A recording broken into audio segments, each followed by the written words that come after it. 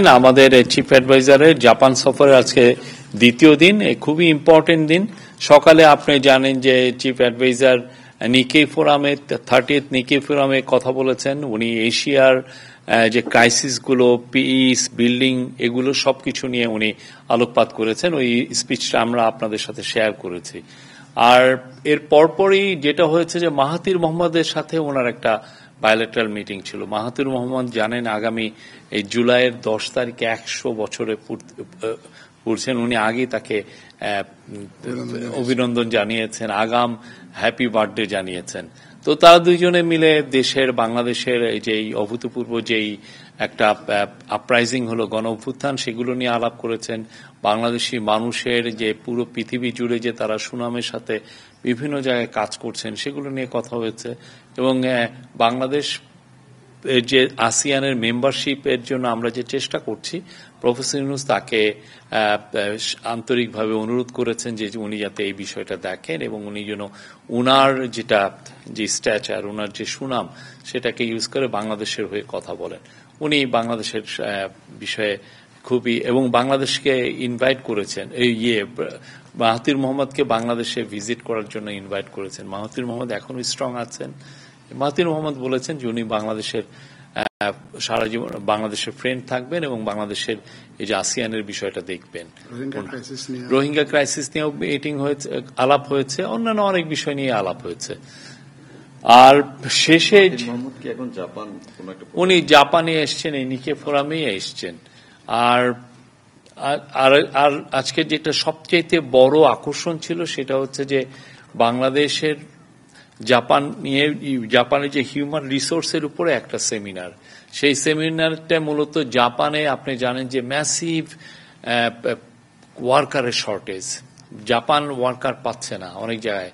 তারা যেটা ওদের প্রজেকশন করেছে যে তারা এই জাস্ট আগামী 5 বছরেই তাদের 8.2 মিলিয়ন ওয়ার্কার লাগবে, এবং যেটা 2040 পর্যন্ত লাগবে 11 মিলিয়ন।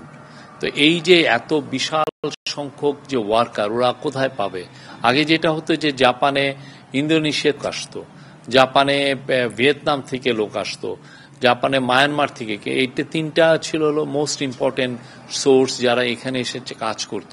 কিন্তু যেটা হচ্ছে যে ইন্দোনেশিয়ার ইকোনমি খুব ভালোভাবে বুমিং হচ্ছে, ফলে ইন্দোনেশিয়া থেকে লোক এই জাপানে আসাটা অনেকটা কমে এসছে। একইভাবে ভিয়েতনামেরও ইকোনমি বুমিং, ভিয়েতনাম থেকে ওয়ার্কার আসছে না। বাকি ছিল মায়ানমার, কিন্তু মায়ানমারের যেটা হয়েছে যে ওইখানে একটা সিভিল ওয়ার হচ্ছে বলে মায়ানমার থেকে অনেকেই যাচ্ছে না, ওদের অনেক ধরনের স্যাংশন ওরা ফেস করছে। তো এখন মূলত জাপানে ওয়ার্কার আসতেছেন হচ্ছে নেপাল থেকে। তো নেপাল তো অত বড় দেশ না, অত ওয়ার্কার পাঠাতেও পারছে না। তো ওরা বাংলাদেশের দিকে তাকিয়ে আছে। আজকে যে সেমিনারের মূল লক্ষ্য হচ্ছে জাপানি যারা বড় বড় কোম্পানি, তাদেরকে জানানো যে বাংলাদেশে প্রচুর ওয়ার্কার আছে, তারা পৃথিবীতে সমস্ত দেশে সুনামের সাথে কাজ করে, এবং তোমরা যত বেশি রিক্রুট করতে পারবো সেটার জন্য আমরা প্রস্তুত আছি। তো এটার একটা ব্যারিয়ার আছে। তো সেখানে ওদের যে national business support combined cooperatives, ওইটার যে প্রেসিডেন্ট মিস্টার মিকিও ওয়াগাসায়ামা, উনি সরাসরি বলছেন যে জাপান আগামী 5 বছরে, যে সেমিনারটা বলেছেন যে আগামী 5 বছরে 1 লক্ষ লোককে নিবে। কিন্তু যারা বাংলাদেশি যারা আছেন তারা বলছেন যে এই সংখ্যাটা আরো বাড়বে যদি আমরা ঠিক মতো আমাদের ল্যাঙ্গুয়েজ ট্রেনিং দিতে পারি আমাদের জনগোষ্ঠীকে, এবং তাদেরকে মিনিমাম স্কিলটা আমরা ট্রেনিং করতে পারি। তাহলে আমরা আশা করছি যে এটা সংখ্যা বাড়বে, এবং এটা একটা ফ্লাড গেটের মতো ওপেন হবে। এটা আমাদের জন্য একটা বিশাল অপরচুনিটি, এবং সেটার জন্য প্রফেসর ইউনূস অলরেডি এই সফরের আসার আগে একটা টাস্ক ফোর্স উনি করে দিয়েছেন, এবং এটার জন্য যত কিছু করা দরকার, যত দ্রুত ল্যাঙ্গুয়েজ ট্রেনিং সেন্টার করা যায়, যত দ্রুত এই স্কিলস ট্রেনিং সেন্টার করা যায়, এটা করা হবে। এবং সেই আলোকে অলরেডি কিছু মেজার আমরা কিন্তু নিয়েছি। যেমন ধরেন বাংলাদেশে থেকে যাতে জাপানে এসে অনেকে ল্যাঙ্গুয়েজ শিখতে পারেন, সেটার একটা ব্যারিয়ার ছিল। এখানে ব্যাংকিং রিলেটেড অনেক সমস্যা ছিল। ভিএইচএস যেটার মাধ্যমে এই ভিসার এগুলো সার্ভিসগুলো হয়। ভিএইচএস এর সাথে কিছু সমস্যা ছিল, সবগুলো দূরীভূত করে জাস্ট ফার্স্ট সেমিস্টারে এই ল্যাঙ্গুয়েজের 3000 ছেলে মেয়ে বাংলাদেশে এসছেন। তো আমরা আশা করছি যে এটা একদম অব্যাহত থাকবে, এবং এইটা যে আমরা যে দূরীভূত করেছি, আমরা মনে করছি যে পুরো এই বছরই 10,000-এর মতো ছেলে মেয়ে ল্যাঙ্গুয়েজ এখানে পড়তে আসবে, এবং ল্যাঙ্গুয়েজ পড়ার সাথে সাথে তারা এখানে চাকরিও পাবেন। তো আমাদের এখানে ল্যাঙ্গুয়েজে বাংলাদেশে যেটা হয় যে তারা N5, যেটা একটা ল্যাঙ্গুয়েজের শেখার একটা স্ট্যান্ডার্ড, N5টা পর্যন্ত করে, কিন্তু জাপানিজ এরা চাচ্ছে যে N4 কঠিন, যাতে খুব আপনি ভালো মতো কনভারসেশন করা যায়।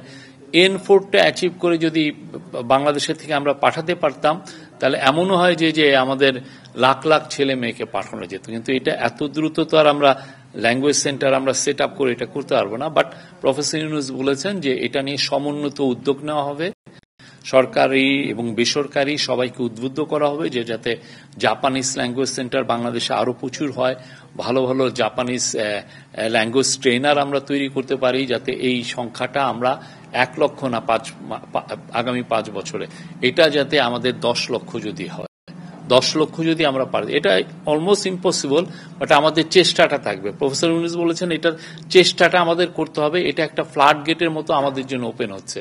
এরকম অপরচুনিটি বাংলাদেশে অনেক বছর আসে না। হ্যাঁ, এই অপরচুনিটিকে আমাদেরকে, আর আপনারা দেখেছেন আজকে সেমিনারে, পুরো সেমিনারের কোনোটা রুমের একটা চেয়ার পর্যন্ত খালি ছিল না। জাপানিজ যারা ইনভেস্টর, যারা কোম্পানিগুলো, যারা সত্যিকার ওয়ার্কার যাদের দরকার, পুরোটা প্যাক ছিল, তারা এসেছিলেন।